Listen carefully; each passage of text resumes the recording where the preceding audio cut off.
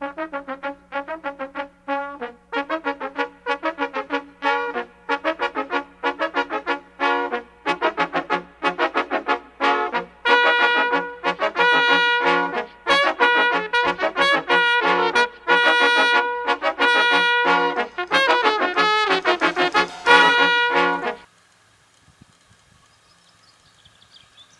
bien, on essaye de réimplanter du faisan commun, plus précisément du faisan de Mandchourie. Voilà, et on fait partie d'un groupement qui ont le même objectif que nous, la CCA de Courserac, la CCA d'Aujac. Alors, la Fédération départementale des chasseurs de la Charente-Maritime a mis en place un contrat petite faune de plaine qu'elle développe auprès de ses adhérents. Actuellement, il y a 11 ACCA et une chasse privée qui ont contractualisé cette convention.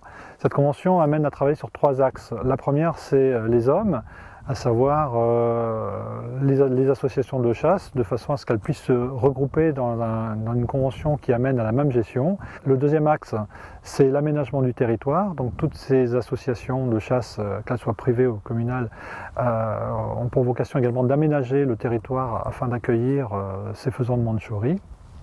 Et le troisième axe, c'est la limitation et l'encadrement de la régulation des prédateurs qui, hélas, impactent considérablement sur les oiseaux qu'on réintroduit sur le terrain. Nous sommes dans une des volières des faisans en Mandchourie, située sur notre site d'élevage, donc on en a 2 sites. Et là, on en élève principalement que des Mandchouries. Le cahier des charges de l'élevage du faisan de Mandchourie est un peu particulier parce qu'il sous-entend un minimum d'intervention humaine, que ce soit à la fois au niveau des traitements des oiseaux, les traitements antibiotiques entre autres sont proscrits, mais également les interventions physiques, c'est-à-dire que l'éleveur ne doit pas rentrer trop souvent dans les volières et minimiser le contact avec les oiseaux pour les garder le plus sauvages possible. Ben, c'est un oiseau avec un instinct très sauvage, un oiseau pur de race et qui est difficile à élever en plus. Ils n'aiment pas beaucoup l'habitude de l'homme, alors on essaye de ne pas trop les déranger, c'est pour ça qu'ils sont difficiles à élever.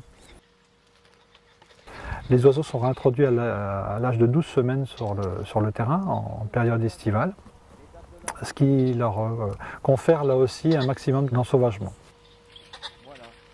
On lâche plutôt dans une partie où on a des haies, des parties sauvages encore. Hein.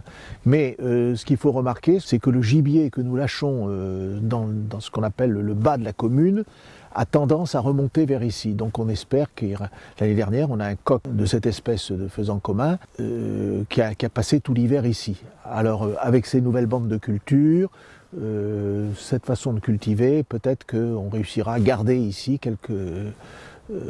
quelques souches. Et je pense qu'avec tous les efforts que l'on va faire, avec l'aide de la fédération et tout, je suis certain qu'on va réussir d'ici quelques années.